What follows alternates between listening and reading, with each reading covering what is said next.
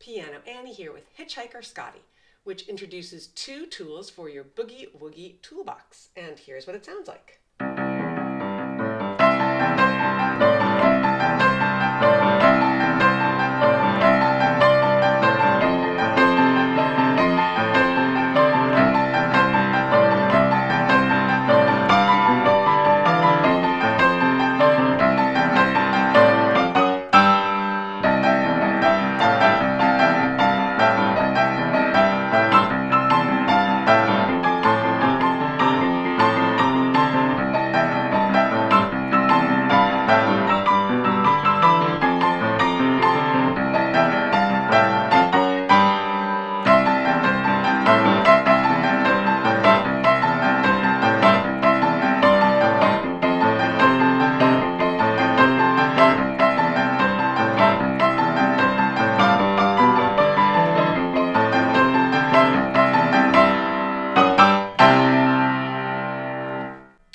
Not perfect, but you get the idea.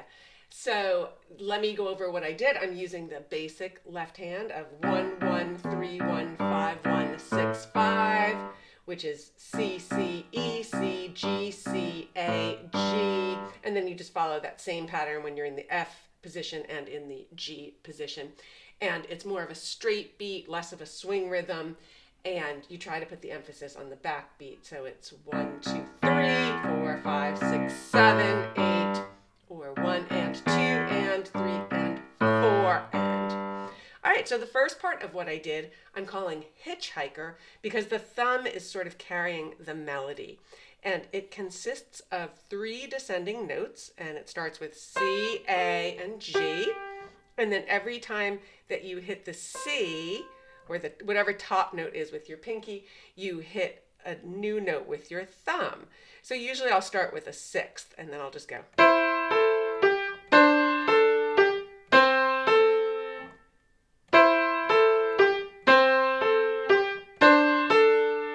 Now on that third series, you'll see that you're getting ripped off a note, but that's fine because you're doing a 1-to-1 ratio with the left hand.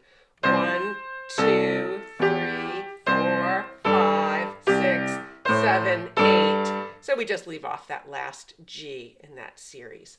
But anyway, the main thing to coordinate is your thumb. And you can add in a sliding E there if you want. Slide in from the flat 3 to the 3 like this.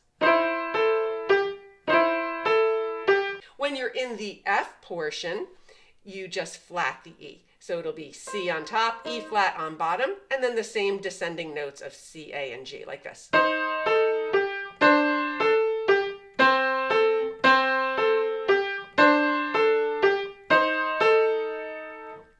So E flat, D, and C for the thumb in the F portion. And when you do the G portion, I just keep it local, so I don't have to move my hand very much, and I go to F and D. And usually I'll just alternate that with a D. So it's.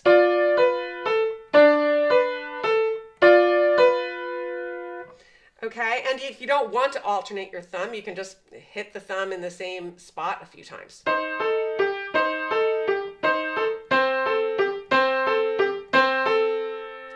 The only other thing that I do differently there is that sometimes I won't come in on strike 1 in the left hand. I'll come in on strike 2. So it'll be like this.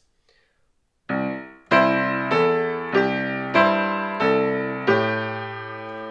then you'll notice that I have an extra strike of the piano left in my left hand. And what I'll do is I will hit a 6th interval to anticipate whatever bar is coming up. So if there's another bar of C coming up, then I hit the C 6th interval, which is E and C.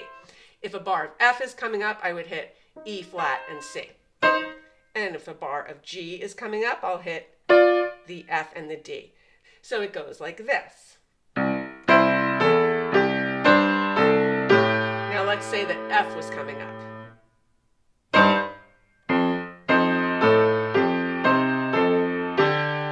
Let's say that C is coming up.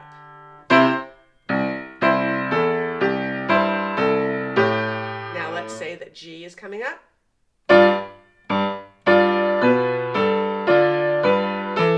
F F is coming up.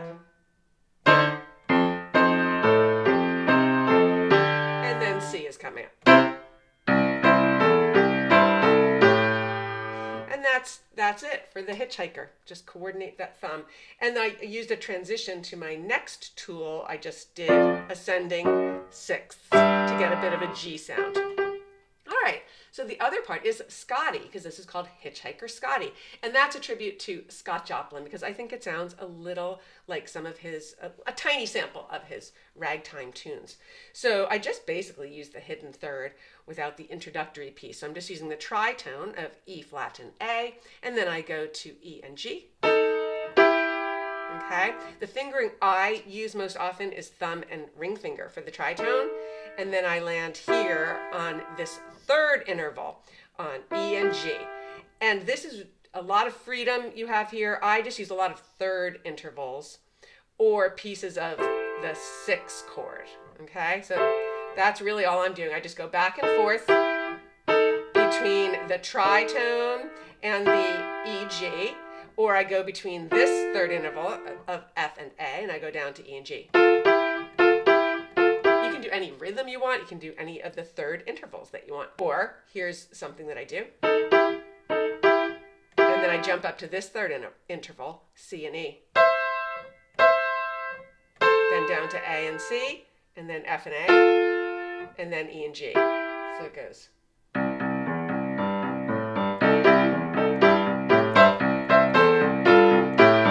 Or slowly.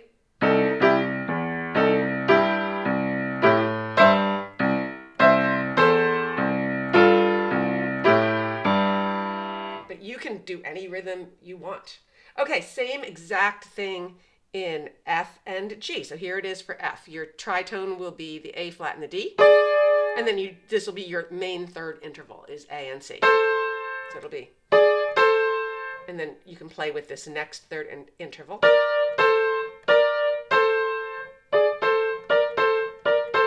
Or,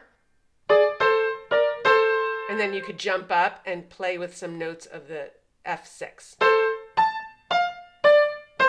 Or,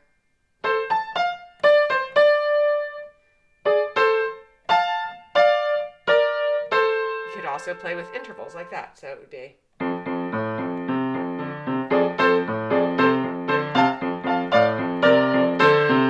Which was the same pattern that we used here. Okay? And when we go to G, it's just B flat and E, and then this becomes your interval that you use. And you might want to reach up and to a B, do a B to a G, or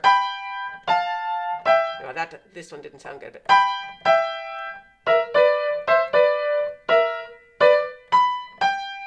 again, just playing with notes from the G6.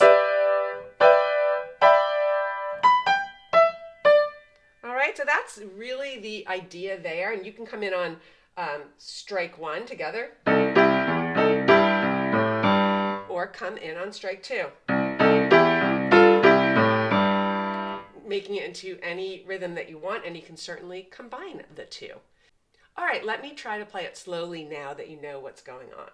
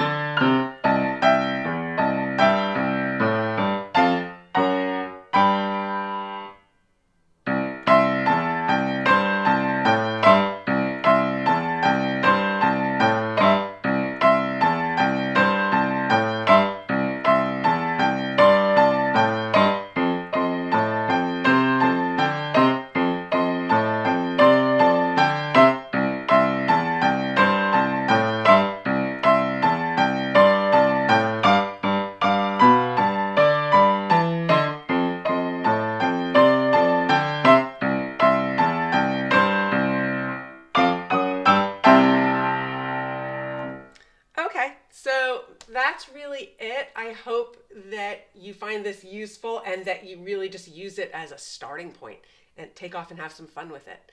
If you have any questions, please let me know. Thanks so much, and I'll see you next time.